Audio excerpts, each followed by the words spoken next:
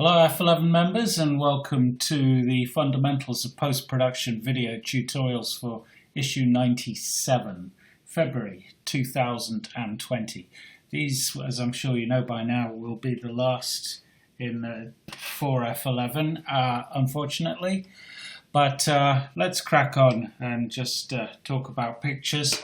And hopefully you'll have read the article, How It's Done, which deconstructs this shoot at Mupe Bay on the Jurassic Coast earlier in January. Beautiful winter's afternoon, fabulous location. I've shot many times, but in this particular case I really wanted to make something of this sweep of the bay here that you see in the picture. And so this is the shot, and if I show you the before and after, you'll see the picture, the color version straight out of the camera. It was actually the very first frame I shot in the afternoon. If I just show you the shoot here, you can see the light was quite muted there, but then when the sun started coming through, I had this problem of this shadow shining right across the scene here, which I think was really distracting. So I went back to this first picture, which actually, incidentally, had the best water movement on it as well.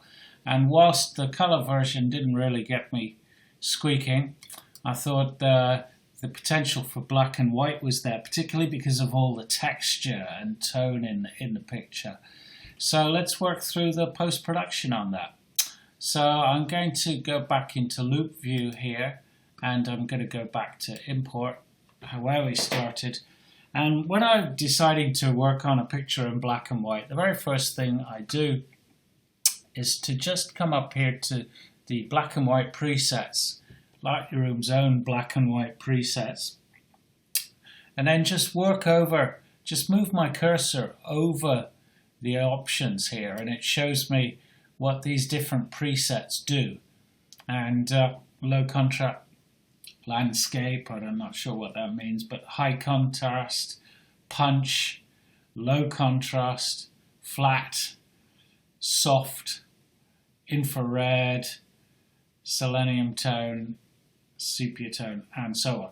But of these, I think punch has the best impact.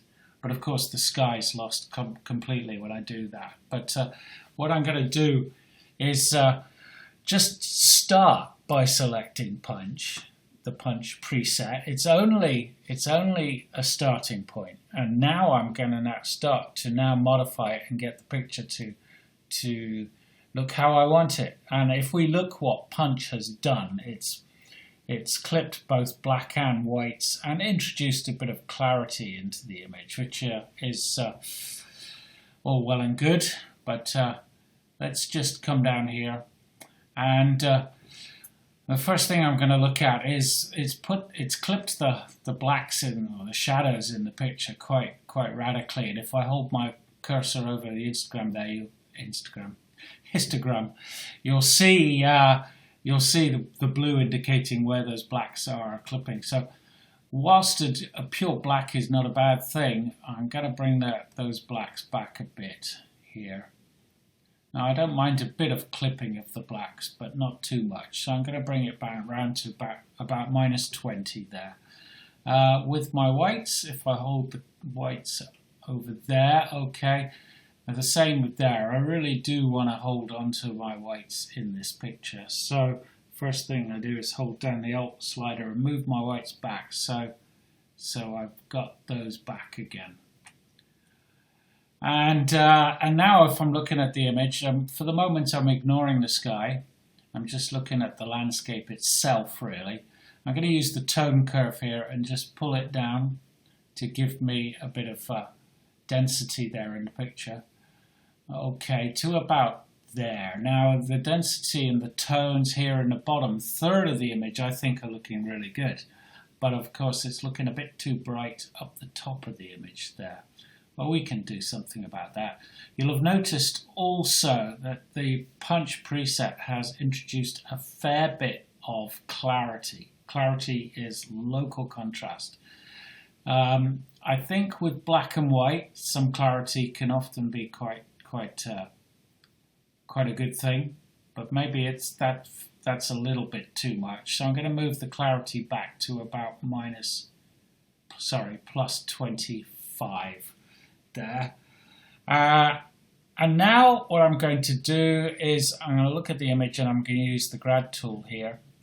Hold down the Shift slider and pull the Grad Tool down, and a nice sort of soft grad here, just to darken down that top area of the image a touch. And just bring that in there. I'm going to deal with the sky in a minute because what I really want to do is just concentrate on the landscape for the moment.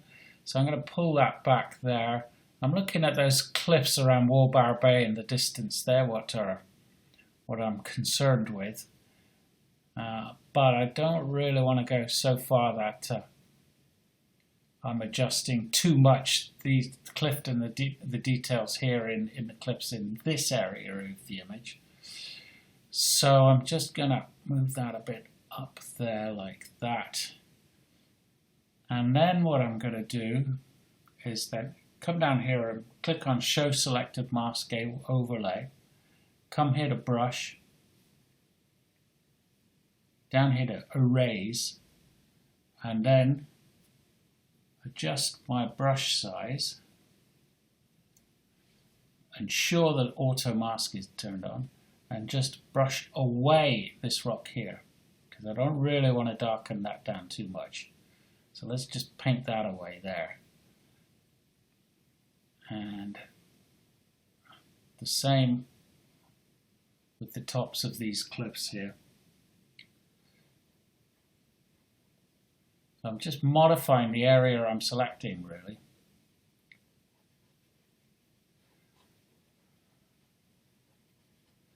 Okay, now I click off there, and that's kept that nice contrast in those rocks there, here, and the cliffs here. But it's darkened down the sea and the cliffs in the distance there quite well. So I'm quite pleased with that. I'm going to click on Done now. Now let's look at the sky. And again, I'm going to use the Grad Tool just for the sky here. And I'm going to hold down a Shift and just pull it down here. So I'm affecting my sky. First thing I'm going to do then is look at my highlights, pull those back, bring back those highlights in the sky. That's good. And introduce some density to the sky. Look how that transforms the picture. I'm also going to add some contrast by ensuring that the whites are a nice bright white there. I always find that with my black and white processing, my adjustments are much more extreme than they are in color. Come back on the blacks as well. You can see what I'm doing. I'm making the clouds pop out against the deep blue of the sky. It's having also the effect of making that tiny little moon that's in the top right corner of the picture, just making more of a feature of that. Just come back on my exposure a touch on the sky. I'm using my Shift key on the keyboard to do this now. Yeah, that's really much better, isn't it? Click on Done. Right, where are we with this picture? Pretty good. I'm not far off it, really. One thing I'm a bit concerned about is just these tones here and these waves here. So I'm going to use the adjustment brush here now. Again, just get a nice, a fairly small brush there. Click on Mask Overlay. Just select the area I want to highlight, which is the brightest areas. I just want to bring out a bit of tone in that area there. Click on there, and now if I come here to my blacks in that area, this is really subtle stuff, I have to say, but it's just enhancing the detail in the lines of those waves breaking on the beach there a touch. Just, I don't really want to, can't go anywhere with my whites, but I think that's them back quite well. Come back on the highlights a touch. Click on done. And I'd say I'm fairly pleased. Let's just pause and consider where I am with this.